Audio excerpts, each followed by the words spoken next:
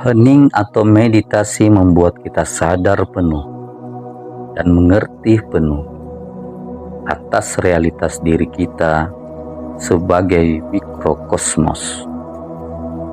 Mari kita hayati kenyataan diri ini. Berangkat dari luar ke dalam, kita akan bertemu dengan badan kita yang disusun dari sel-sel yang masing-masingnya memiliki kehidupan. Setiap sel juga punya jiwanya sendiri. Analoginya, sel-sel yang ada di badan kita ini seperti kita di jagat raya ini. Manusia adalah bagian dari makrokosmos dan sel adalah bagian dari mikrokosmos ini. Perbedaan antara manusia dengan sebuah sel terletak pada level kebebasan berkehendak, kebebasan memilih, dan tataran evolusinya. Di balik badan ini ada yang disebut dengan jiwa. Jiwa ini telah ada sebelum badan ini ada.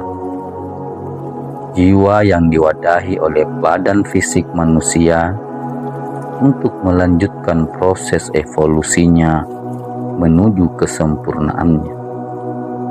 Jiwa itu telah ada sebelum badan ini ada dan akan terus ada, meski tubuhnya telah lebur atau sirna.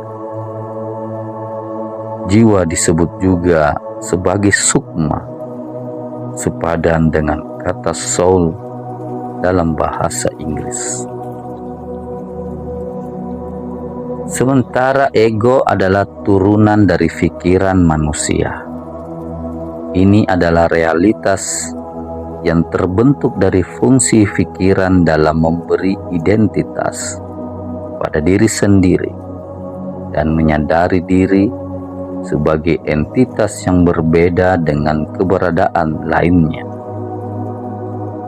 Nyawa adalah daya hidup yang muncul dan mengalir pada badan manusia karena manusia makan, minum, bernafas, dan mendapatkan limpahan sinar matahari.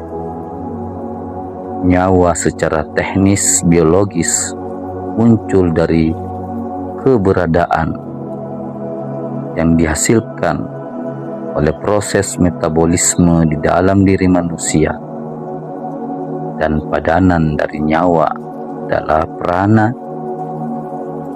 atau chi atau ruh. Saat sang jiwa terlahir sebagai manusia, dia bisa mengalami peningkatan atau sebaliknya penurunan dalam konteks evolusi.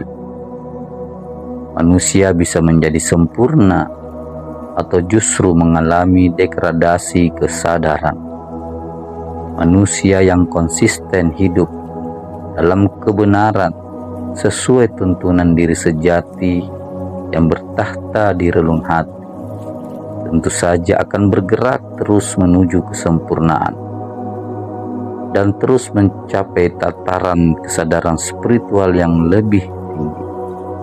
Sementara jiwa yang konsisten mengikuti egonya tentu akan menjauh dari kesempurnaan dan semakin turun dalam tangga kesadaran spiritual. Lalu apa yang disebut dengan diri sejati dan rasa sejati? Diri sejati adalah Tuhan yang memperibadi di dalam diri. Diri sejati tidak pernah susah dan salah. Dialah sumber kebenaran yang hakiki dan keberanian yang mutlak. Diri sejati disebut juga sebagai sukma sejati, Dewa Ruci, Roh Kudus, atau Holy Spirit. Sementara rasa sejati adalah alat kecerdasan yang menyatu dengan keberadaan sang jiwa. Bahasa lainnya adalah divine sense. Rasa sejati adalah perangkat kecerdasan ilahiyah yang ada pada manusia karena manusia memiliki benih ketuhanan. Jika mau dibandingkan dengan otak, maka otak punya bentuk fisiknya sebagai alat kesadaran, sementara rasa sejati juga punya fungsi sama, hanya saja tidak ada bentuk fisiknya dan bisa menjangkau realitas multidimensi.